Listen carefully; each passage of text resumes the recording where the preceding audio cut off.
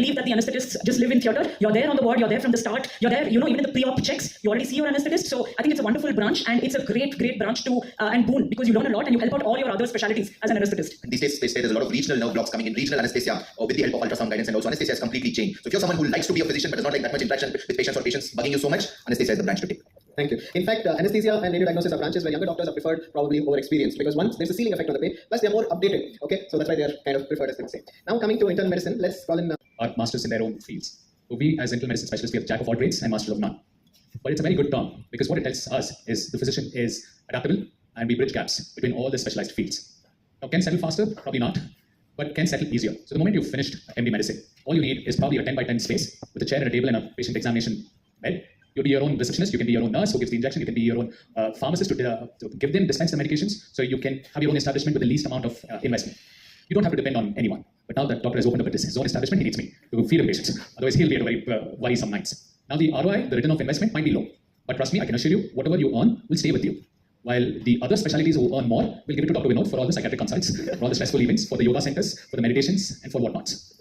So you might not get paid very much, but you'll live a very happy life. So being a physician is more of compassion and a purpose to serve humanity, rather than comparison across the specialties and pressure. There's no pressure for you. There might be pressure for all the other specialties, but for you, there's absolutely no pressure.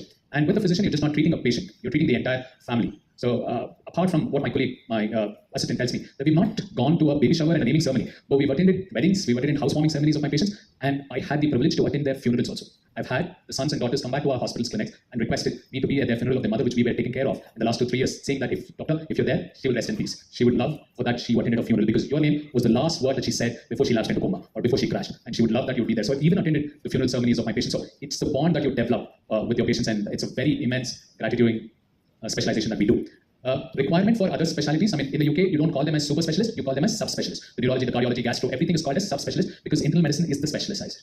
I would not send a patient just because they have a gastroenterology or a neurology or a cardiology, only if I need an angio, only if I need a procedure to be done. But other than medical, if you're updated, if you're upskilling your knowledge, you will not require any other specialization's help, only other than for a procedure. But now, even procedures, as Dr. Amit has mentioned, the physicians are now trying to be surgeons. It's like a diabetologist will now try to upskilling their skills to treat or dress up or do minor interventions for their diabetic foot. So people are trying to upskill their skills. It's not trying to steal other person's job or other person's duties. It's upskilling their knowledge and practices that they have. So physicians, the best job ever. Thank you. Thank you so much. So Nitin wants to add. It's just, I mean, Dr. Sandeep and all, we took up medicine for the passion of it, but there are some hard realities with it. When I was doing MD medicine, there was no way that the driver in our house knew what I was doing. He couldn't make out the difference between an MBBS physician and an MD physician. So there is going to be a little bit of societal implications on that. The second thing is, being an MD physician and internal medicine in a medical college is very good, but in a corporate hospital, not so much, because the focus of the corporate hospitals will be on the end specialties. So you may end up getting only fever patients, whereas in a medical college, you get a diverse role. And the third thing, I'm not sure if Govind has the slide, is